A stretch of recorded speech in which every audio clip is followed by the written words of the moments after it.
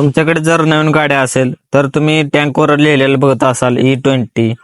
तर या E20चा अर्थ काय तर मी आज ह्या व्हिडिओमध्ये सांगणार आहे. E20 म्हणजे ही म्हणजे इथेनॉल आणि 20 म्हणजे 20% इथेनॉलवर ही गाडी चालू शकते. आणि तुम्ही जर आता नवीन गाडी घेत असाल तर त्या सर्व गाडीवर लिहिलेलं असतं E20 म्हणजे त्या गाड्या इथेनॉलवर चालू शकतात. 20% इथेनॉल चालू शकतं.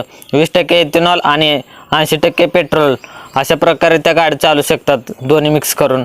आणि इथेनॉल पेट्रोलपेक्षा थोडं स्वस्त असतं आणि थोडं गाडी ॲव्हरेज कमी देते आणि परफॉर्मन्स वगैरे हायसच राहतो. आणि इथेनॉल जर टाकलं तुम्ही गाडीत 20% गाडी तुमची प्रदूषण कमी देते पहिल्यापेक्षा, म्हणजे 50 ते 60% प्रदूषण कमी करते गाडी.